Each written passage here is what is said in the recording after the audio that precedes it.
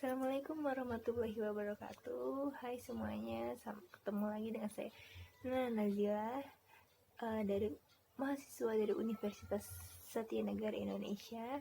Dan sebelumnya saya membahas audit, dan di sini saya akan membahas tentang dasar perencanaan sistem informasi berbasis komputer. Lagi kita bahas dasar perencanaan sistem informasi berbasis komputer. Nah, jadi implementasi sistem informasi berbasis komputer merupakan aktivitas yang berskala luas yang melibatkan orang dan fasilitas yang banyak.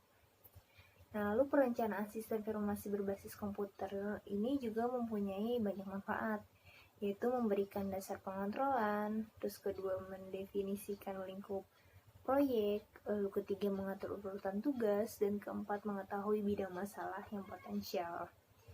Nah, lalu dalam perencanaan sistem ini dia ada sistem lifecycle terdiri dari 5 fase. Ada 5 fase, yaitu yang pertama fase perencanaan, jadi menunjukkan setiap langkah yang harus dilakukan dan mengidentifikasikan tanggung jawab manajer dan spesialis informasi dalam hal ini. Tugasnya ini adalah tugas analisis sistem. Nah, fase ini dimulai dengan mendefinisikan masalah dan dilanjutkan dengan sistem penunjukan objektif dan paksaan. Lalu di sini sistem analis memimpin studi yang mungkin terjadi dan mengemukakan pelaksanaannya pada manajer. Lalu di kedua ada fase analisis. Nah, ini tugasnya masih analisis sistem. Jadi bila perencanaan telah dilakukan dan mekanisme pengontrolan telah ditetapkan, lalu dilanjutkan ke fase analisis dan desain. Nah, fase ini untuk menganalisis setiap proyek yang kita buat. Fase ini untuk menganalisis setiap proyek yang dibuat. Fase ini mempunyai tugas penting, yaitu menunjukkan kebutuhan pemakai informasi dan menentukan tingkat penampilan sistem yang diperlukan untuk memuaskan kebutuhan tersebut. Nah, fase ini meliputi penetapan jangkauan proyek, mengenal resiko, mengatur rangkaian tugas, dan menyediakan dasar untuk mengkontrol. Nah, tugas analisis sistem ini mengumpulkan persyaratan untuk sistem. Jadi tahap ini meliputi rinci kajian terhadap kebutuhan bisnis organisasi. Nah, pilihan untuk mengubah proses bisnis dapat dianggap.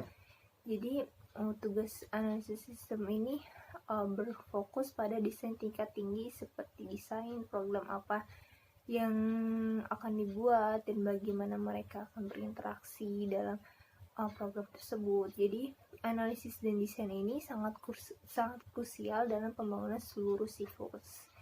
Nah, English dalam tahap desain dapat menjadi sangat mahal untuk memecahkan di kemudian tahap pengembangan perangkat lunak.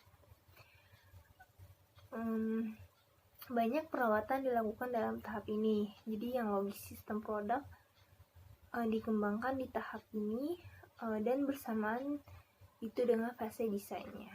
Nah, yaitu fase desain ini meliputi penentuan pemrosesan data yang dibutuhkan oleh sistem yang baru dan pemilihan konfigurasi terbaik dari hardware yang menyediakan desain. Nah, desain sistem adalah ketentuan mengenal proses data yang dibutuhkan oleh sistem yang baru.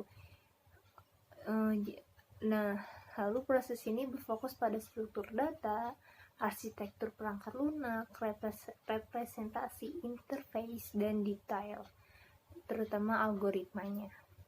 Lalu merancang alir kerja atau workflow dari sistem dalam bentuk diagram alir atau flowchart dan data flow diagram yang sering disebut DFD. Lalu merancang basis database dalam bentuk entity relationship diagram atau ERD. Bisa juga sekalian membuat basis data secara fisik. Jadi merancang input-output aplikasi dan menentukan form-form dari setiap judul yang ada. Jadi merancang arsitektur aplikasi, dan jika diperlukan menentukan juga menentukan kerangka kerja. Jadi pada tahap ini atau sebelumnya sudah ditentukan teknologi dan tools yang akan digunakan baik selama tahap pengembangan maupun pada saat implementasi. Nah, ini ada fase implementasi. Pada poin ini desain berada pada harus ada gambarannya. Jadi merupakan model dari sistem yang direncanakan. Jadi sekarang perlu mengubah model tersebut menjadi sistem fisik.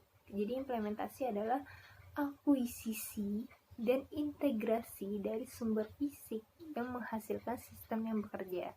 Nah, itu adalah pengertian dari implementasi. Nah, terus juga fase dalam implementasi ini spesialis informasi tambahannya yang mengubah desain dari bentuk kertas menjadi satu dalam hardware, software, dan data. Lalu alat pemrogramannya seperti compiler, juru, debuggers digunakan untuk menghasilkan kode. Jadi berbagai bahasa pemrograman tingkat tinggi seperti C, C++, Pascal, Java digunakan untuk coding. Jadi sehubungan dengan jenis aplikasi, hak bahasa pemrogramannya yang harus dipilih juga. Gitu. Lalu ada fase operasi. Nah, fase operasi ini segera sesudah operasi penggantian, yaitu jika sistem baru sudah terpasang, maka dilakukanlah post implementation review atau tinjauan post implementasi untuk mengevaluasi sejauh mana sistem tersebut memenuhi kriteria penampilan secara ideal. Tinjauan ini sebaiknya dilakukan oleh pihak ketiga, misalnya auditor. Nah, tuh auditor masuk juga ke dalam sebuah perancangan sistem. Lalu selama fase penggunaan, audit memimpin pelaksanaannya untuk menjamin bahwa sistem benar-benar dikerjakan dan pemeliharaannya pun dilakukan sehingga sistem dapat menyediakan kebutuhan yang diinginkan. Nah, pada fase 1-3 adalah siklus hidup pengembangan sistem. Nah, tahap keempat adalah tahap penggunaan implementasi. Nah, yang berlangsung hingga tiba waktunya untuk merancang sistem itu kembali jika diperlukan. Nah, jadi proses merancang kembali akan mengakibatkan berulangnya siklus hidup sistem secara keseluruhan. Oke, terima kasih. Itu yang sedikit saya bahas tentang perencanaan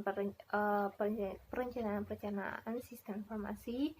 Nah, mungkin jika ingin lebih jelasnya mungkin bisa dipraktekkan langsung, atau mungkin kita nanya ke teman-teman yang lebih paham, dan searching juga di Google, dan juga belajar lagi.